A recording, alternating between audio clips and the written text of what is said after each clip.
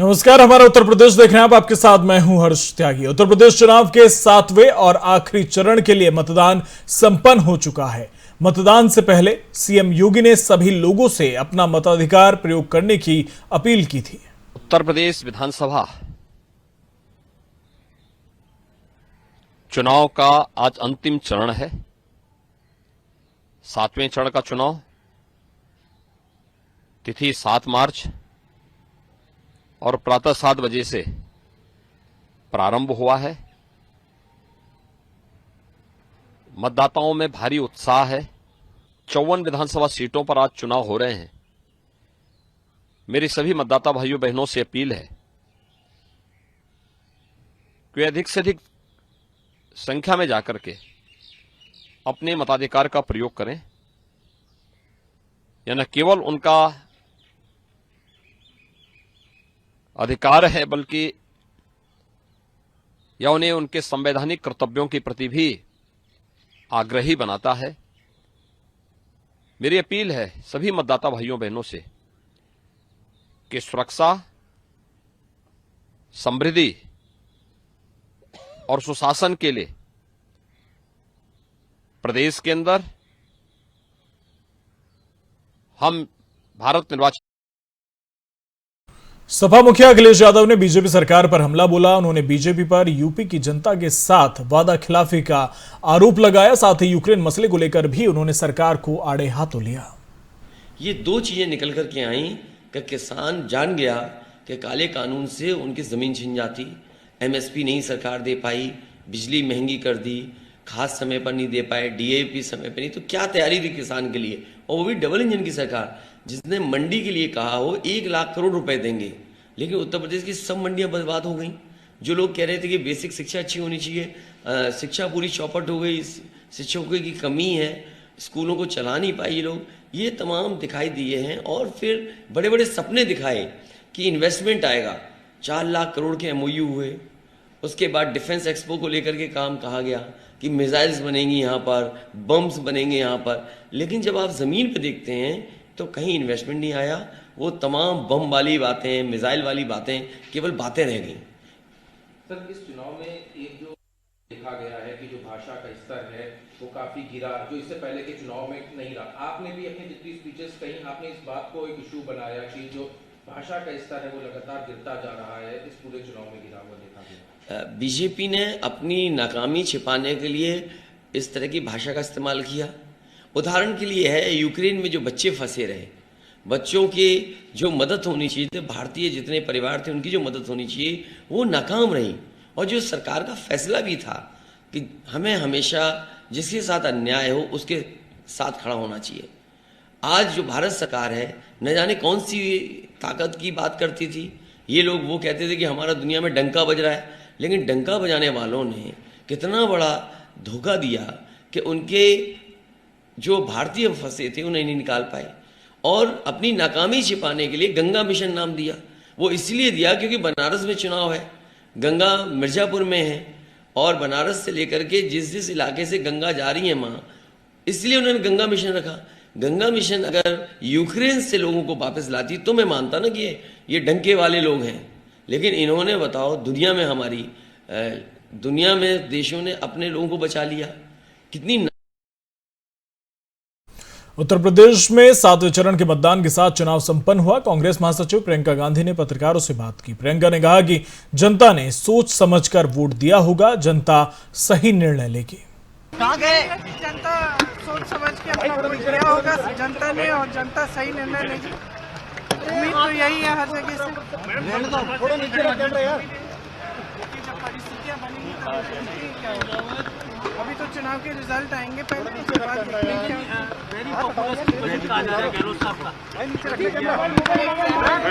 अब मैं यूपी में व्यस्त रही हूँ। मैंने देखा नहीं है कि गहलोत जी का क्या बजट है। आप गहलोत जी से पूछिए।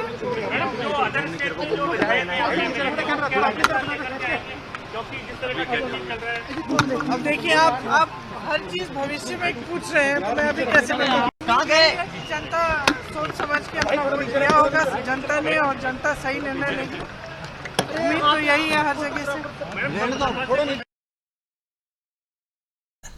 यूपी विधानसभा चुनाव के आखिरी चरण के बीच बिहार के नेता प्रतिपक्ष की प्रतिक्रिया भी आई। उन्होंने कहा कि यूपी में जनता चुनाव लड़ रही है। तेजस्वी ने कहा कि मुझे विश्वास है कि उत्तर प्रदेश में अखिलेश जी ही मुख्यमंत्री बनेंगे। वो तो एक तरफा चुनाव है। जनता ने ठान दी है कि भाजपा को भगाना है और सपा की सरकार आनी है। अखिलेश जी जो है मुख्यमंत्री बनेंगे। पूरा जो है हम लोगों को विश्वास है।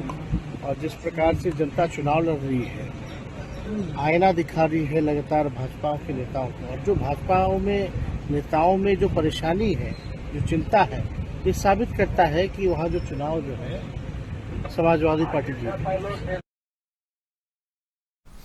उत्तर प्रदेश में आखिरी चरण के लिए मतदान शुरू हो चुका था और तमाम नेता सामने आते गए। मतदान संपन्न होने के बाद तमाम नेताओं की प्रतिक्रिया सरकार बनाने की आई। ऐसे में चंदौली जिले के सपा प्रत्याशी मनोज सिंह डबलू पर मारपीट का आरोप लगा। सपा प्रत्याशी पर समर्थकों के साथ मारपीट का आरोप लगाया गया है और मारपीट का वीडियो सोशल मीडिया पर वायरल हो रहा है।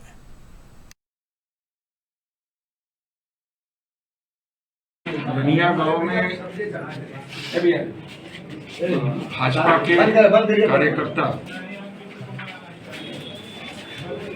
को सपा समर्थित लोगों के द्वारा और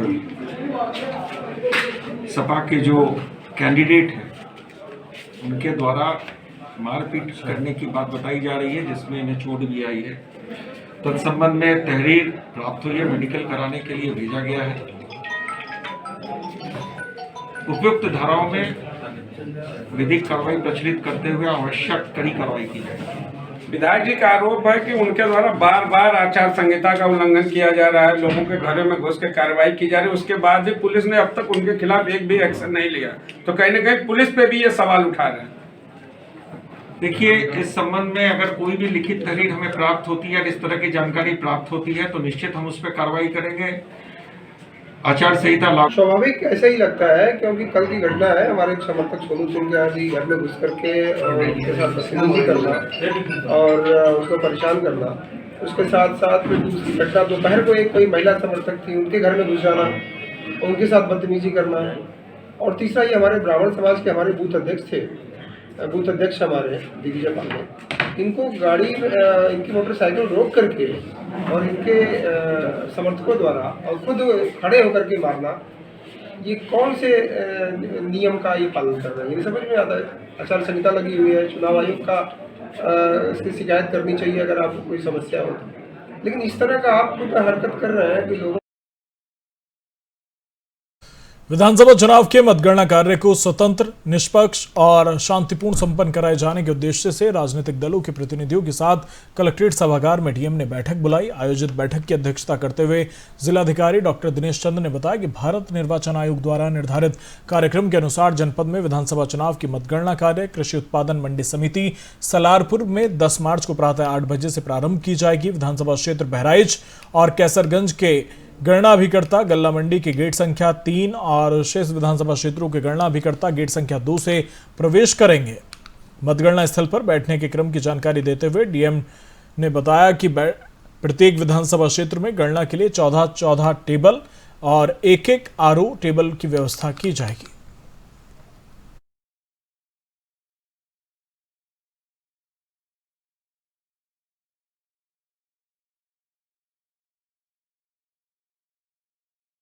यूपी में किसकी सरकार होगी, कौन विधायक बनेगा, ये बात ईवीएम मशीन के खुलने पर पता चलेगी। वहीं चुनाव के परिणाम 10 मार्च से आने शुरू होंगे, लेकिन ऐसा लगता है कि सपा के नेताओं द्वारा ईवीएम मशीन को लेकर चिंता ज्यादा हो गई है। यही वजह है कि सपा के नेता 14 फरवरी के बाद से बारी बारी करके ईवीएम स्ट्रांग रूम पर बाहर से नजर बनाए हुए हैं। ऐसा एक वीडियो सोशल मीडिया पर जमकर वायरल हो रहा है, जिसमें सपा के पूर्व मंत्री और बहेड़ी विधानसभा के सपा प्रत्याशी अताउर रहमान के ईवीएम स्ट्रांग रूम की निगरानी करते हुए नजर आए।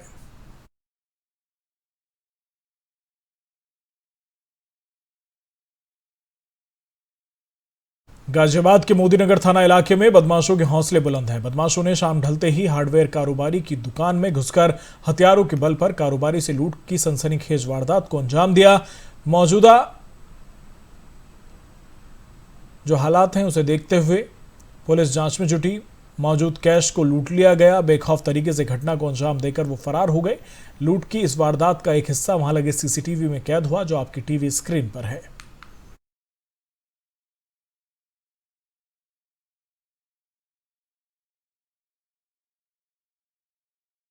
लखीमपुर खीरी जिले के फरदान थाना क्षेत्र के औदरहना नहर में जहां एक ऑल्टो कार का पहिया अचानक से निकल जाने की वजह से कार अनियंत्रित होकर खाई में गिर गई। बताया जा रहा है कि कार में 5 लोग सवार थे, जिनमें से अब तक 4 लोगों की मौत हो चुकी है। चारों शवों को पोस्टमार्टम के लिए भेज दिया गया है। पोस्टमार्टम हाउस में मौजूद मृतक के परिजन विश्व प्रकाश मिश्रा ने बताया कि कार में सवार 5 लोग सवार थे, जिनमें अब तक 4 लोगों की मौत हो चुकी है, जिनमें 18 वर्षीय विकास, करीब 20 वर्षीय अनुज और करीब 17 वर्षीय हिमांशु और करीब 18 वर्षीय तनु की मौत हो गई।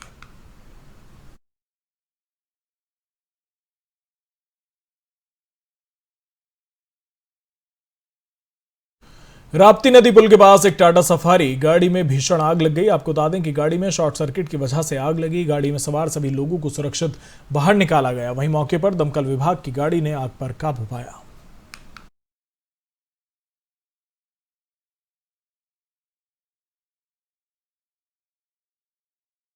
बरेली पुलिस ने राजेश हत्याकांड का खुलासा किया है। गौरतलब है कि 25 फरवरी 2022 को थाना बारादरी में एक अज्ञात व्यक्ति की लाश मिली थी और मुकदमा पंजीकृत किया गया था, जिसके बाद पुलिस की टीम द्वारा इस विषय पर व्यापक पूछताछ की गई। वीडियो फुटेज के आधार पर घटना में लिप्त 2 साथियों शकील अहमद अंसारी और दूसरा शाहरुख, पुलिस द्वारा अभियुक्तों को गिरफ्तार कर लिया है। और पूछताछ पर अभियुक्तों ने बताया कि उनकी पुरानी जान पहचान थी। वो लोग साथ रहकर नशा करते थे। पैसों को लेकर विवाद हुआ, जिसे की वजह से राजेश को मौत के घाट उतार दिया।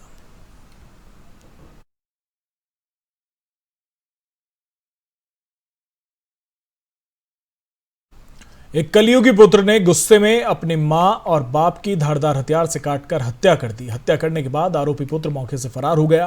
पूरा मामला जनपद के बिंबार थाना क्षेत्र के लोदीपुर गांव का, जहां सनकी पुत्र ने शादी न कराने को लेकर अपने ही मां बाप की धारदार हथियार से हत्या कर दी। घटना के 12 से अधिक घंटे बीत जाने के बाद पुलिस को सूचना मिली और पुलिस मौके पर पहुंची। शवों को कब्जे में लेकर जांच शुरू कर दी।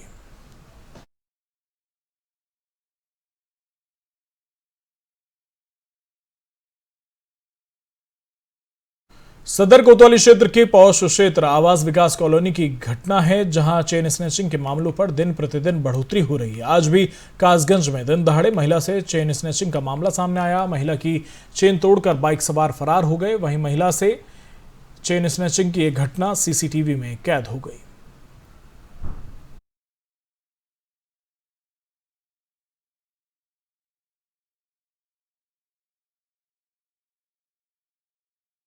खबर फर्रुखाबाद के कोतवाली क्षेत्र के पांचाल घाट की, जहां प्रेमी से हुए विवाद के बाद युवती ने गंगा नदी में छलांग लगा दी। प्रत्यक्षदर्शियों से मिली जानकारी के मुताबिक युवती वीडियो कॉल करते हुए गंगा नदी में कूदी। युवती के गंगा नदी में कूदते ही आसपास गंगा स्नान कर रहे लोगों में हड़कंप मच गया। गोताखोरों ने कड़ी मशक्कत के बाद युवती को बाहर निकाला। पुलिस मौके पर पहुंची। पुलिस ने युवती के परिजनों को सूचना दी।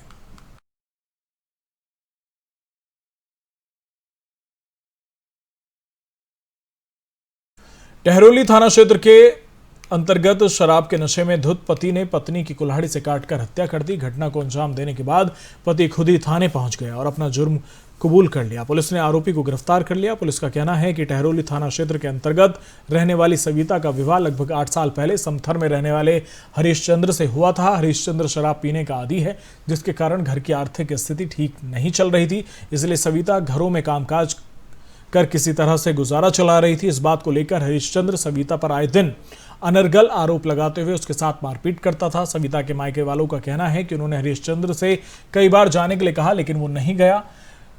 पिछले दिन जब सविता के माँ बाप खेत पर काम करने के लिए गए थे, तभी हरीशचंद्र शराब पीकर आया और सविता से गाली गलौज करने लगा।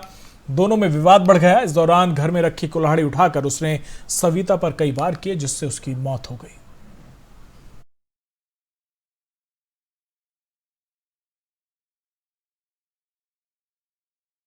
कोतवाली के निराला नगर के रहने वाले डॉक्टर पीके सिंह की बेटी शुभांगी सिंह और नगर के चौक सब्जी मंडी के रहने वाले व्यवसायी गंगा सिंह की बेटी महिमा यूक्रेन में मेडिकल की पढ़ाई के लिए गई हुई थी, लेकिन वहां पर रूस ने जो हमला किया उसके बाद स्थिति बिगड़ती चली गई। इस बात से दोनों बेटियों के परिजन बेहद परेशान थे। वहां के मिल रहे समाचारों से पूरा परिवार दहशत में था। खुद शिवांगी और महिमा भी पिछले एक हफ्ते से घर आने के लिए यूक्रेन में दर दर भटक रही थी, लेकिन भारत सरकार के प्रयास से दोनों शनिवार को भारत पहुंची।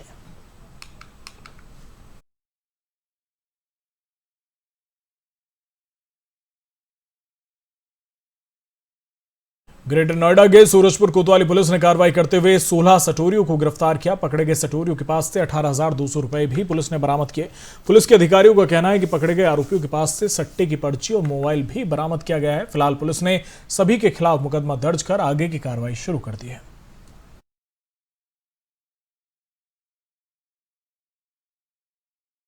सोनभद्र विधानसभा के ओबरा में बहुत से ग्रामीणों की मतदाता सूची में नाम न होने की वजह से वो अपना मतदान का जो अधिकार था उससे वंचित रह गए। सोनभद्र के कई क्षेत्रों सहित ओबरा, मारकुंडी, गुरमा, अवई, सलखन समेत अन्य ग्राम पंचायतों के ग्रामीणों ने बताया कि बीएलओ द्वारा मतदान करने के लिए पर्ची नहीं दी गई, जिसके बाद मतदाता सूची में अपना नाम खोजने बूथ एजेंट के पास पहुंचे। वहां भी नाम नहीं मिला, जिससे कई लोगों को बिना मतदान के ही वापस जाना पड़ा।